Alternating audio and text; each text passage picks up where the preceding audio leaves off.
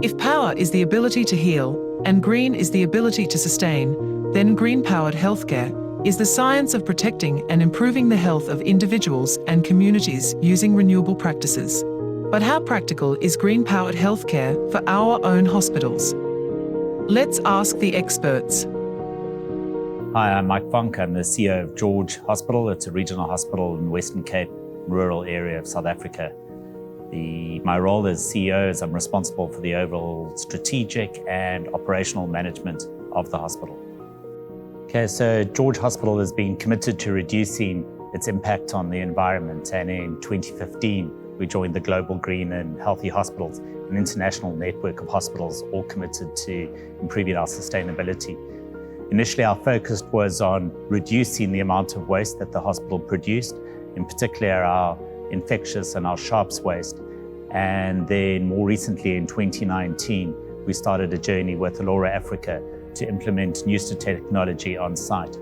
We work closely with the company in terms of planning and commissioning the equipment. And in August 2020, we actually started treating our healthcare risk waste on site, which allowed the hospital to treat all of our infectious and sharps waste that the hospital was producing. Infectious medical waste is a global crisis that poses a serious threat to public health. It is, after all, the second most hazardous waste after radioactive materials. In developing countries, the importance of responsibly managing infectious medical waste is particularly pronounced. Pathogens such as HIV, HCV, and HBV are transmissible from just one stray needle. I'm Dr. Donna Stokes. I'm the Chief Executive Officer of New Somerset Hospital. It's a 350-bedded regional hospital in the Cape Metropole. As a hospital, we generate a large amount of biohazardous waste. I actually read an article where it said every bed generates about half a kilo of infectious waste. And I then looked at our stats, and we generate 450 kilograms of infectious waste per day. So that's beds and theatre and emergency centre. So the impact on the environment is massive. While some traditional methods of medical waste management have raised concerns, modern innovations offer new solutions that are both effective and sustainable. So as I've mentioned, the generation of waste hasn't changed, and the waste type of waste I've mentioned. The segregation is absolutely paramount at source. So you make sure that the infectious waste goes into their containers and the general waste into their containers. If you make an error, the general waste defaults immediately to infectious waste because of safety aspects. Then that waste, it's now in plastic bags, gets put into a nice red, hard plastic container with a lid. So it's very enclosed, absolutely safe for the people who transport it. We put it into trolleys where it is put into the Newster system and comes out the other end in a reduced volume, reduced weight, and sterile. So this is very much a closed unit. It's all one-stop shop at Somerset. From the moment it's generated as infectious to the moment it comes out the Newster, it's all done turnkey, 360 degree, and it comes out no longer infectious. That is quite a critical step, I feel, and a big game changer. But a major impact has been cost reduction. We've had a look at this. So if you compare apples with apples, so the previous system to the current system, we are saving 1.3 million per year in expenditure. Now these savings can then go directly to patient care, which is our core business. These solutions use cutting-edge technology to treat medical waste directly at the source, reducing the need for external processing and transportation. This process has significant benefits for healthcare facilities, including cost savings and reduced carbon footprint. So the Newster technology uses heat generated through friction to effectively sterilize the healthcare risk waste on site, so it can then be transported and safely disposed. The technology is quite simple. There's a large pressure vessel with a rotating steel blade at the bottom. So the infectious and sharps waste is placed into the pressure vessel, and once it's closed, these steel blades rotate and cut up the waste.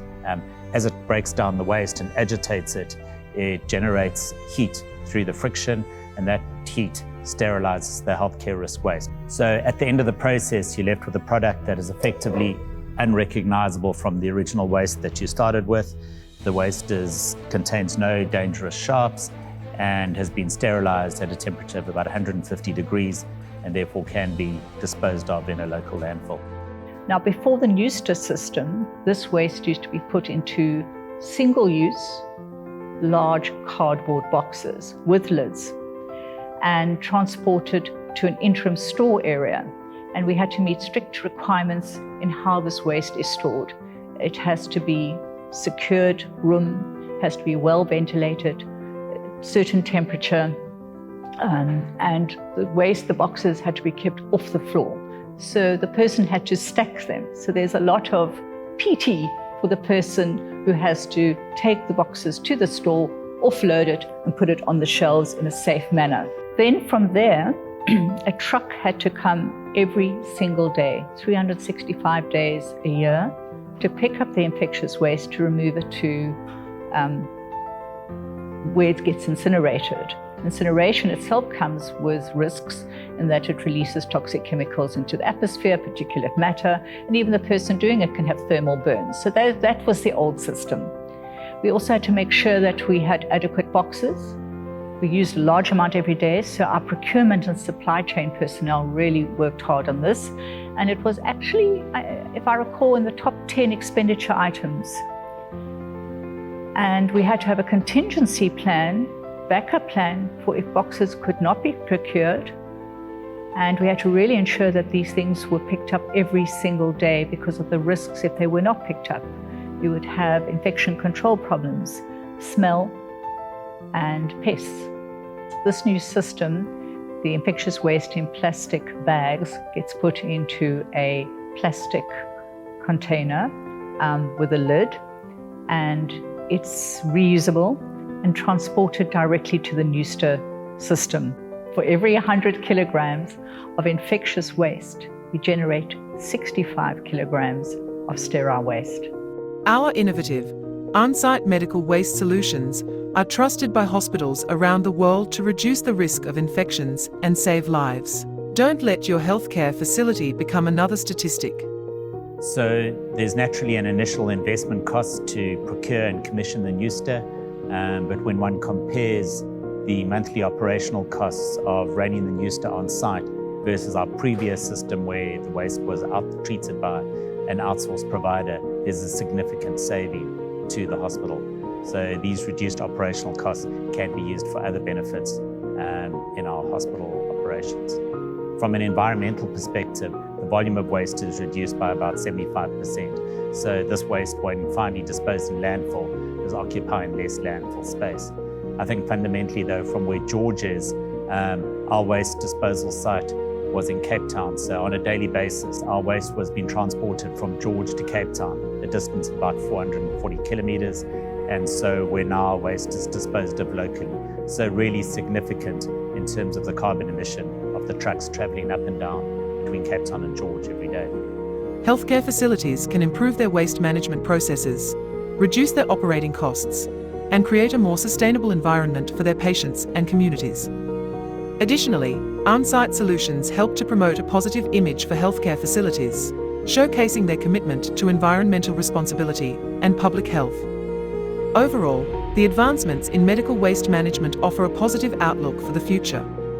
By embracing new technologies, healthcare facilities can ensure the highest level of safety, efficiency, and sustainability in their waste management practices.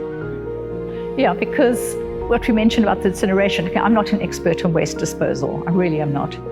That if you see the risks that exist, so even with the cardboard boxes with a spillage and someone gets exposed, they shouldn't, because they should be in PPE, but you know, there are human factors. Nevertheless, even if they're not actually injured, but there could be this psychological injury, you know, the person thinks, oh, I've got all this waste on top of me, and you know, then you've got the incineration and all that damage to the atmosphere. We all know about cancer. I mean, what is our atmosphere like as I sit here now? And if you can reduce the trucks, the carbon footprint, what impact would that be if you compounded it? And how would it contribute to the general health of the populace? It's a thought, but it's an aspirational thought, yeah. Is that it?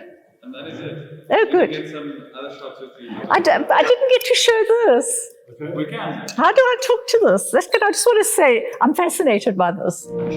I've been sitting next to this for the whole interview, and it's absolutely just fascinated me. This is exactly what comes out the Nooster. It is light, totally looks very non-noxious. It's sterile. This is it. This is the byproduct of all that bandages and dressings and reusable medical devices. And I can open it up. It doesn't smell. It feels quite pleasant. It's like felty, soft. And just think what this was before and what it is now. I wouldn't stick my hand into a normal infectious biohazardous container, but here I have.